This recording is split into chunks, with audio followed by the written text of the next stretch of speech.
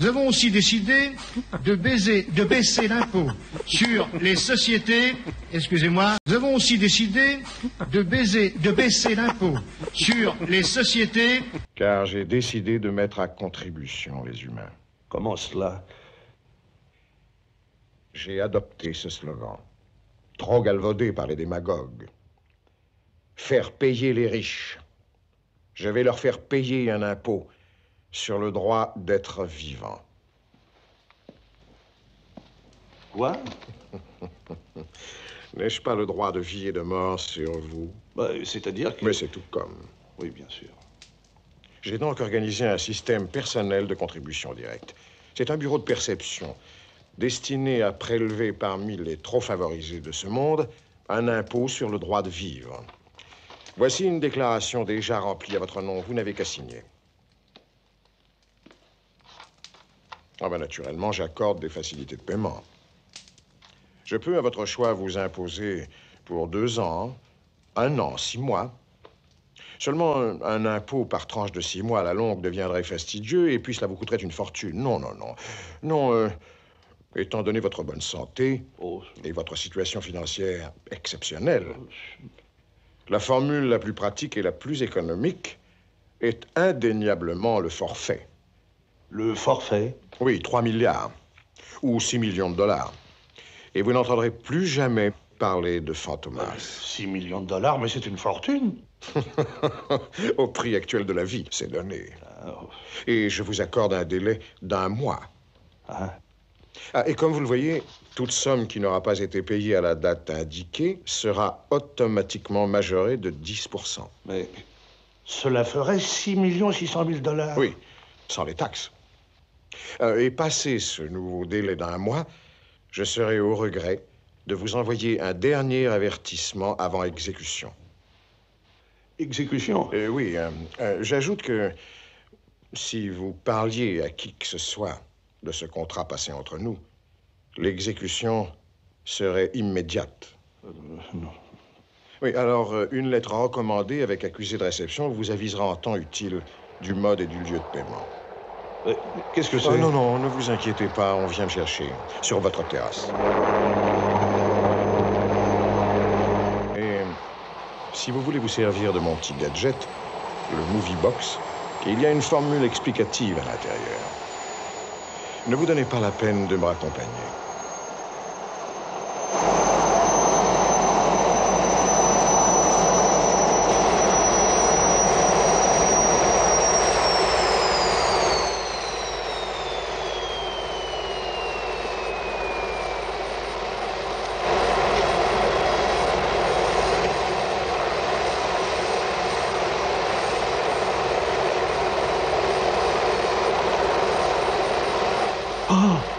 Au revoir, Milord.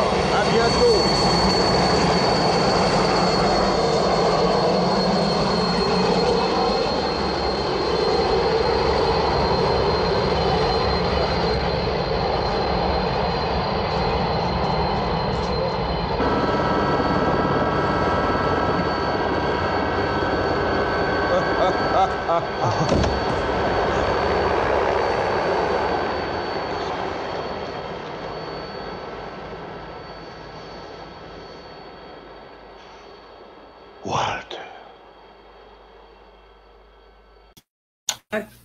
Que beaucoup de personnes soient au courant, en tout cas moi je ne l'étais pas. Comme je disais, c'est en Angleterre, mais ça peut très bien arriver chez nous, c'est bien parti, avec la loi contre l'euthanasie, enfin pour l'euthanasie plutôt. Écoutez ça, se tuer pour éviter l'impôt, bienvenue dans la mort fiscalement optimisée. On pensait que le suicide assisté était une question de dignité. Mais avec la nouvelle législation britannique, il devient une solution patrimoniale. Si vous mourrez avant 75 ans, écoutez bien ça, vos proches héritent de votre pension sans impôt.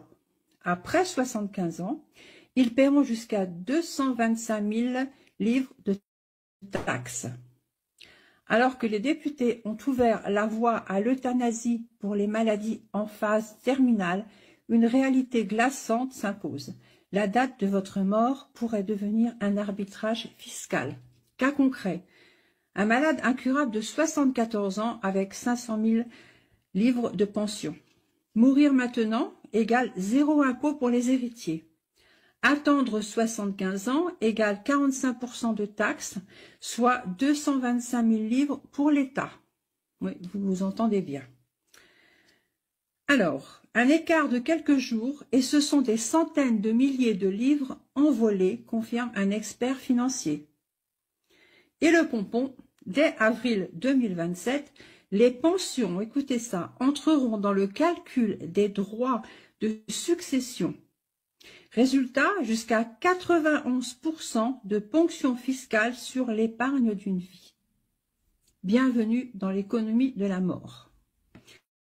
Imaginez ce qu'ils sont en train de vouloir mettre en place en Angleterre. Et vous savez qu'avec ces gens-là, quand on commence à parler de quelque chose, les lois passent.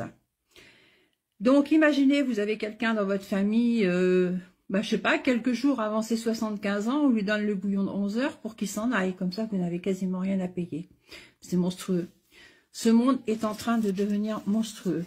Et tout ça, à la tête de l'Europe, hein, von der Leyen, comme on dit, qui l'a élu, c'est la personne, elle est sortie comme Macron du chapeau de je ne sais quoi, là, de Satan, moi je dirais. Personne ne l'a élu, encore moins nous. Comment dire ? Pour moi, tous ces gens, l'Europe a été prise en charge par la mafia, tout simplement. Ces gens sont des terroristes d'État, des assassins en col blanc. Et les gens laissent faire. Vous n'avez toujours pas compris que si vous acceptez tout ça, mais vous allez tous crever parce qu'en fait, ce qu'ils veulent, c'est qu'on crève. C'est pas pour rien que sur les Georgia Guys. Et là, on va rentrer dans un sujet très épineux. Parce qu'il y en a beaucoup encore qui ne croient pas à ça, hein, qui s'imaginent que c'est pas encore fait. Ben, détrompez-vous, c'est déjà fait. Dès qu'on a injecté les gens de la nanotechnologie, on a installé des nanorouteurs. On a installé du matériel nanométrique, au fond, à l'intérieur des gens. Et les gens ont produit un numéro accessible Bluetooth. Spécial quand même. Si c'est pas une marque qu'on peut pas arracher, je me demande, mais c'est quoi? On parle ici d'une marque, là.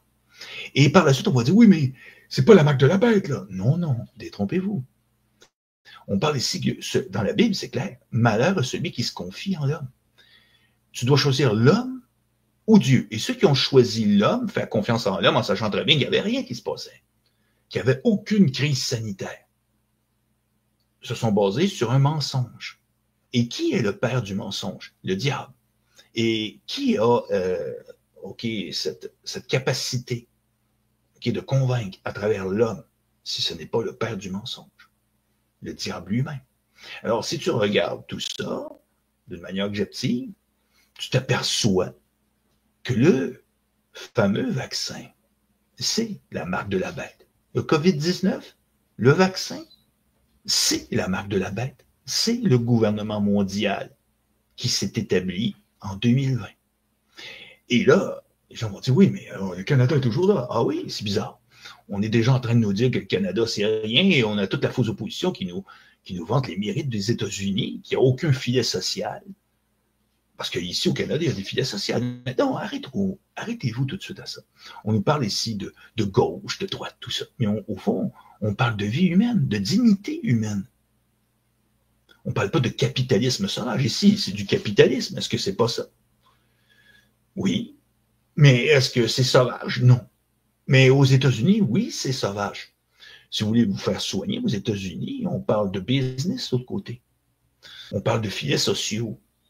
On ne parle pas de communisme. On parle de vie humaine, de dignité humaine.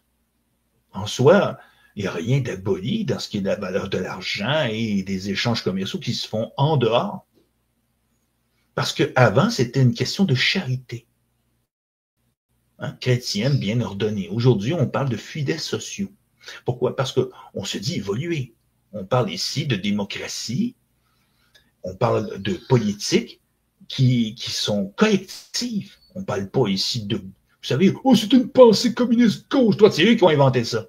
Pour vous stopper dans vos ardeurs de rendre la dignité à l'homme, de le libérer de l'esclavage. On vous a créé un nouvel esclavage.